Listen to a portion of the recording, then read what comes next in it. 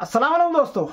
America the super power country, उसमें 6 दिन से आग लगी हुई है और उस आग पर अभी तक अमेरिका काबू नहीं पा सका है। इसमें 11 लोगों की मौत हो चुकी है, 3 लाख से ज़्यादा अफराद मुतासिर हो चुके हैं और इसके अलावा 50,000 से ज़्यादा घरों को खाली कराया जा चुका है। जहां पर अमेरिका में कोई दावा किया जाता था कि ऐसा नहीं हो सकता है, वैसा नहीं हो सकता है, वो सुपर पावर कंट्री है, वहाँ पर लूट मार भी हो रही है, कर्फ्यू नाफिज किया गया है और उसके बावजूद हालात काबू में नहीं आ रहे हैं। अमेरिका ने अपनी पूरी ताकत झोंक दी है और उसके बावजूद एक आग पर काबू नहीं पाया जा चुका है। तो सवाल ये उठता है कि ये आग ही है या अल्लाह का अजाब है।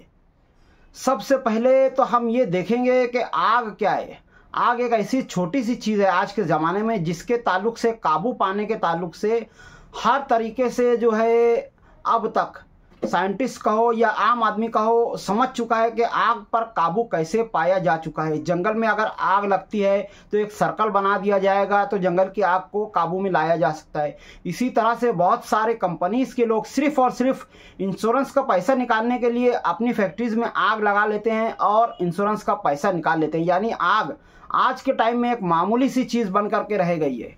आग को आजकल ईंधन के तौर पर इस्तेमाल किया जा चुका है। एक छोटी सी चीज़ पर सुपर पावर कंट्री जो है काबू नहीं पा सकता है। अमेरिका जिसके ताल्लुक से ये कहा जाता था जैसे बाकी सारे कंट्रीज़ कम खाने की वजह से उनका पेट दुखता है, यानी कम पैसों की वजह से या कम आमदनी की वजह से उनका पेट दुखता है। अमेरिका के ताल्लुक से ये कहा जाता है कि वो ज़्यादा खाने की वजह से उसका पेट दुखता है, यानी उसके पास इतना ज़्यादा पैसा है कि वो बहुत सारे कंट्रीज़ पर अपना दबाव बनाए रखता है और इसके अलावा बहुत सारे कंट्रीज़ को जैसे चाहता है वो घुमाता है। अमेरिका की CIA इस ताल्लुक से खुफिया तौर से काम करती है और पूरी दुनिया में किस मुल्क के किस कंट्री से कैसे ताल्लुक़ हैं और इससे अमेरिका को फ़ायदा होगा या नुकसान, इस पर नज़र रखे हुए। और ऐसे लोग आज पूरी तरह से बेबस हो चुके हैं एक आग पर काबू पाने के लिए। यानी जाहिर है ये सिर्फ़ और सिर्फ अल्लाह का अजाब ही है।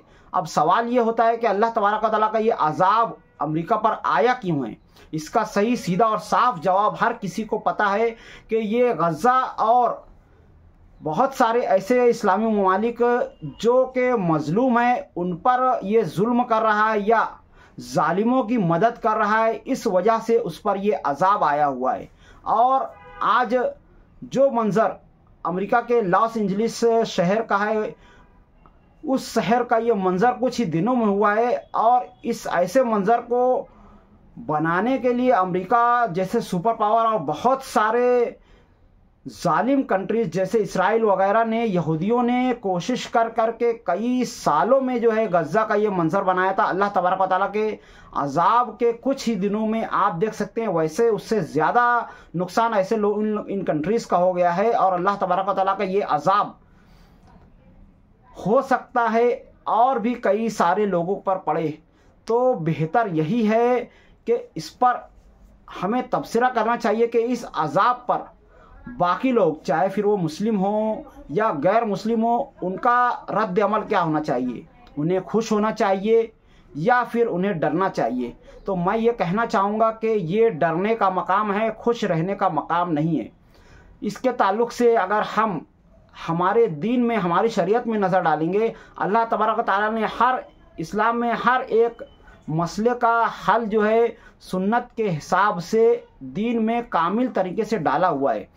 हमारे नबी करीम सल्लल्लाहु अलैहि वसल्लम अगर किसी ऐसे मकाम के पास से गुजरते भी थे जहाँ पर पहले अल्लाह का अजाब नाजिल हुआ हो तो मुंह पर कपड़ा डाल लिया करते थे, अल्लाह की तस्बीह करते थे, डर उनके चेहरे पर हावी हो जाता था। हालांकि उनके सदक़े दुनिया बनी है तो जाहिर है उनको डरना नहीं चाहिए था, पर ये अल्लाह की शुक्रगुजारी है या उम्मत के लिए पैगाम है कि इस तरह के जब वाक़यात हों तो दुनिया वालों को अल्लाह से डरना चाहिए, अल्लाह के अजाब से डरना चाहिए, क्योंकि दूध का धुला तो कोई भी नहीं है। आज मैं समझता हूँ कि मुसलमानों में ही ले लो, कोई मुसलमान शायद ही ऐसा हो जो ये कह सकता हो कि अगर इस्लाम को देखना है तो मेरी ज़िंदगी को देख लो। जब से मैंने होश संभाला है, जब से लेकर आज तक मैंने ना ही कोई गलत काम किया है, ना ही कोई गुनाह किया है, और मेरी पूरी की पूरी ज़िंदगी अल्लाह के हुक्मों पर अमल करते हुए गुजरी है। शायद ही ऐसा कोई मुस्लिम होगा, और बाकी सारे के सारे जो है अल्लाह के गुनाहगार बंदे हैं। और अल्लाह तबारक व तआला अगर किसी की पकड़ करता है तो बाकी लोगों को चाहिए कि डरें।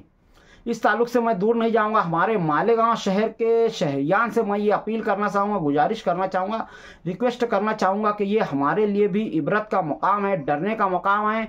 डर जाएं, होश संभाल लें, क्योंकि जालिमों की मदद करने पर अगर अमेरिका पर ये अजाब नाजिल हुआ है तो हमारे यहाँ पर भी अभी ऐसा ही हो रहा है।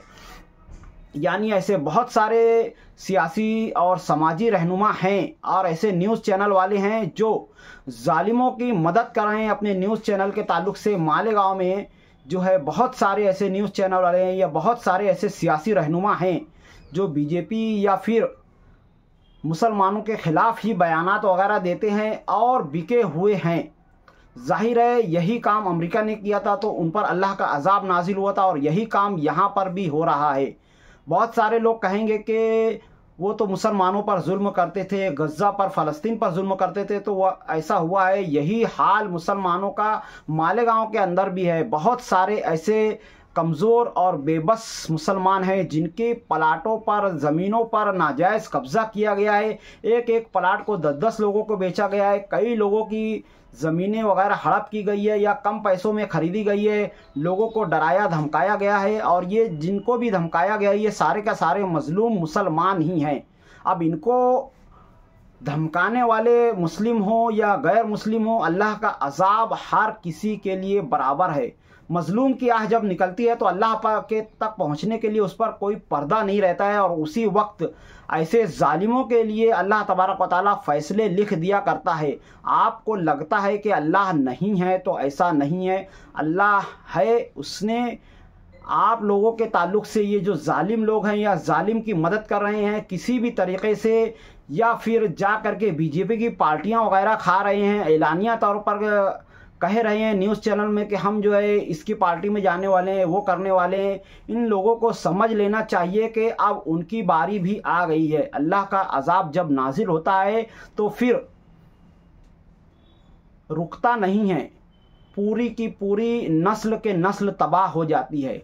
अब यहाँ पर डरने का मकाम है। इससे पहले कि आप लोगों का भी मकाम इसी तरह से इबरत का हो, और ऐसे इन चीज़ों के बाद लोग मेरी वीडियो ढूंढ ढूंढ कर देखें कि हाँ फैयाज़ ब्लॉगर ने ऐसा ऐसा कहा था, और उसके बाद अल्लाह तबारक व तआला ने जो है उन पर अजाब नाजिल किया।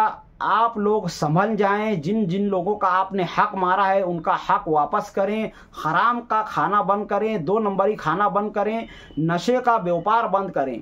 आज आप लोगों ने नहीं देखा है, मैंने देखा है, बहुत सारे लोगों ने देखा है, खुद अल्लाह तबारक व तआला ने देखा है। उन मजलूमों के आंखों में आंसू, उनकी आहें अल्लाह तबारक व तआला ने खुद सुनी है।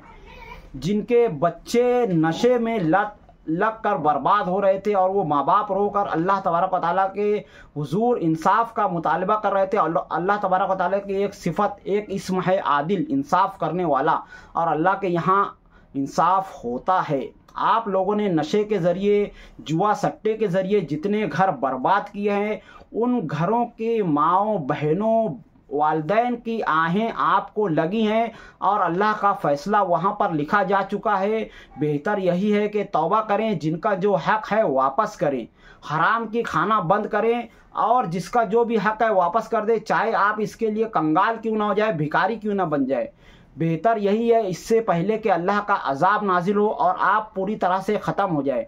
मैं देख रहा हूँ मालेगांव में इस वक्त मजलूमों की सुनने वाला कोई नहीं है, जालिमों को रोकने वाला कोई नहीं है। सिर्फ़ और सिर्फ मजलिस ही इस ताल्लुक़ से उठकर खड़ी हुई है, और मुफ्ती मोहम्मद इस्माइल साहब ही इस वक्त खड़े होकर के तमाम गुंडे, 2 नंबरी लोगों के सामने डट कर खड़े हुए हैं। और मैं समझता हूं कि जितने भी मजलूमों की आहें हैं वो ज़रूर रंग लाएंगी, और ऐसे लोग ऐसी इबरतनाक अंजाम को, ऐसी सज़ा को पहुंचेंगे कि जिस तरह आज अमेरिका के ताल्लुक़ से लोग ये कह रहे हैं।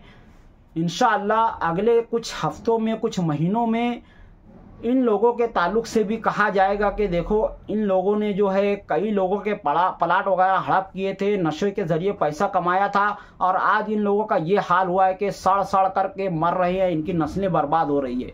और आज इन पर मकाम इबरत हो चुका है, लोग इनको देख करके इबरत हासिल कर रहे हैं। तो बेहतर यही है कि इस तरह के कारोबार को बंद कीजिए, जिनका जिनका भी आपने हक लिया है वापस कीजिए। आज की वीडियो में इतना ही, मिलते हैं अगली वीडियो में, तब तक के लिए खुदा हाफिज़।